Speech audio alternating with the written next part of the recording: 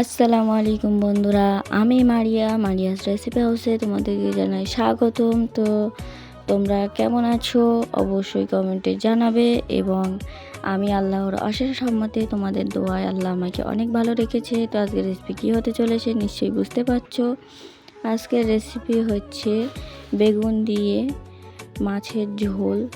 তো এই রেসিপিটা সম্পূর্ণ দেখতে হলে ভিডিওটি একটু স্কিপ করবে না, কারণ আমি কোথায় কি মশলা দিয়ে রান্না করছি তোমরা নিশ্চয়ই বুঝতে পারবে না, সেজন্য বলছি। এবং ভিডিও ভালো লেগে থাকলে অবশ্যই লাইক কমেন্ট শেয়ার করতে ভুলবে না, এবং চ্যানেলে নতুন হয়ে থাকলে চ্যানেলটিকে সাবস্ক্রাইব করে দিয়ে পাশে থাকা বেল আইকনটি অন করে দেবে, যাতে পরবর্তী ভিডিও দিলে তোমাদের কাছে সবার আগে নোটিফিকেশন পৌঁছে যায়। তো চলো শুরু করা যাক। এখন আমি এখানে হাঁড়ি বসিয়েছি, হাঁড়িতে আমি তেল দিয়েছি। তো তেল দেওয়ার পরে এখানে আমি পেঁয়াজ কুচি দিয়েছি, এখানে একটা মাঝারি সাইজের পেঁয়াজ কুচি এখানে দিয়ে কিছুক্ষণ ভেজে নিয়ে এখানে রসুন বাটা দিয়ে দিলাম। রসুনটাকে কাঁচা গন্ধ চলে যাওয়া পর্যন্ত একটু ভেজে নেব। তো এরপরে এখানে আমি দিয়ে দেব কাঁচা লঙ্কা কাটা। এখানে আমি 7 থেকে 8টা কাঁচা লঙ্কা নিয়েছি। ঝালটা তোমরা তোমাদের পরিমাণ মতো নেবে, না হলে ঝাল অনেকে কম খায় অনেকে বেশি খায়। বেগুনে এবং ঝাল বেশি না দিলে ভালো লাগে না। তো দেখো এখানে আলুগুলোকে কেটে রেখেছিলাম। তো আমি প্রথমে আলুটাকে কষিয়ে নেব। তো আলুটাকে এখন দিয়ে দিলাম তেলে, দিয়ে কিছুক্ষণ তেলে কষিয়ে নেব। তো দেখো এরপরে লবণ দিচ্ছি আমি।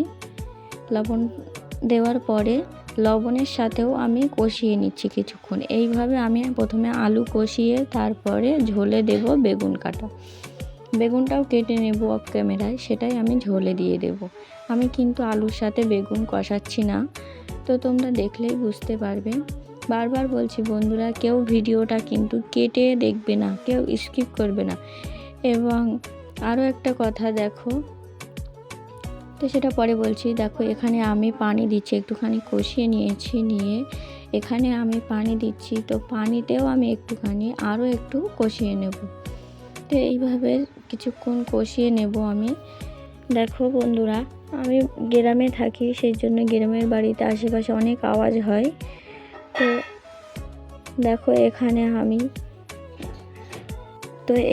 আমি পানিটা ফুটে উঠেছে। তো এই সময় কষানোর সময় পানিটা ফুটে ওঠার পরে এখানে আমি জিরে এবং গোলমরিচ বেটে নিয়েছি।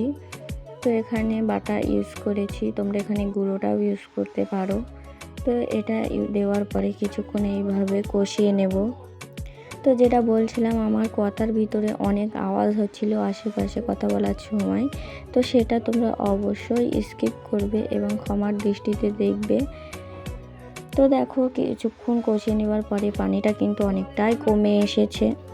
তো পানিটা কমে আসার পরে এখানে আমি হলুদ দিয়েছি। হলুদ দেওয়ার পরে হলুদের সাথেও কিছুক্ষণ লাগিয়ে নিয়ে কষিয়ে নিচ্ছি আমি এইভাবে নেড়েচেড়ে।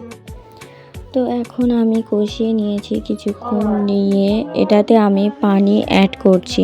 তো বারবার বলছি বন্ধুরা, আমার কথার সময় এ সাইডে কথা বলছিল আমার শাশুড়ি এবং আমার দেওর, পাগল মানুষ, নার্ভের সমস্যা মাথায়। তো সেই জন্য বলছি, পাশে কথা বলছিল ওরা। আর আমার যেহেতু আলাদা কোনো রুম নেই, সেই জন্য আমরা একই বাড়িতে থাকি এবং আওয়াজ হওয়াটাই স্বাভাবিক, তোমরা বুঝতেই পারছো ব্যাপারটা। সেই জন্য বলছি তোমরা এটা স্কিপ করবে। তো তোমাদের সাথে কথা বলতে বলতে ভুলেই গেছিলাম যে আমি রান্নাটা তোমাদেরকে দেখাচ্ছিলাম।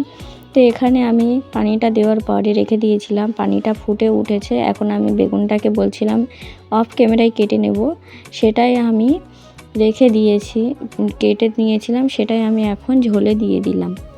তো তোমরা দেখেই বুঝতে পারছো দেখেই। তো দেখো এইভাবে আমি রেখে দেব। তো এখন তোমাদেরকে দেখিয়ে দিচ্ছি। এরপরে এটাকে আমি ঢাকা দেব। তো সরা দিয়ে ঢেকে রেখে দেব এটা আমি যতক্ষণ না পানিটা কমে আসে।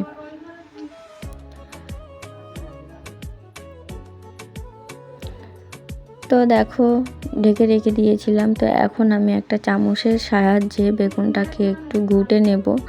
তো এখানে তোমরা গোল চামচও ব্যবহার করতে পারো, অথবা ডাল তোলা চামচ, অথবা নাকটি, যে কোনো জিনিস দিয়ে তোমরা এটাকে নাড়িয়ে নেবে। তো এইভাবে নাড়াচাড়া করে নেওয়ার পরে এখানে আমি মাছগুলোকে দিয়ে দিচ্ছি। তো মাছগুলো দেওয়ার সময় একটা কথা বলে রাখি, তো বন্ধুরা, রান্না শেষে অবশ্যই তোমরা মাছগুলো দেওয়ার আগে লবণটা চেক করে নেবে, যেহেতু অনেকে লবণ কম খায়, অনেকে বেশি খায়, সেজন্য বলছি রান্নার শেষে কিন্তু লবণটা অবশ্যই চেক করে নেবে, না হলে লবণটা কিন্তু কম হয়ে যেতে পারে। তো আজকের ভিডিও দেখো, রান্নাটা কিন্তু আমার শেষ হয়ে গিয়েছে। তো ভিডিওটি কেমন লেগেছে অবশ্যই কমেন্টে জানাতে ভুলবে না এবং একটি লাইক দিতে ভুলবে না। তোমাদের একটা লাইক পেলে পরবর্তী ভিডিও তৈরি করতে উৎসাহ জাগে, অনেকটাই আমরা ইমপ্রেস হই। তো যদি চ্যানেলটিকে সাবস্ক্রাইব করে না থাকো অবশ্যই সাবস্ক্রাইব করে দেবে। আল্লাহ হাফেজ, আসসালামু আলাইকুম।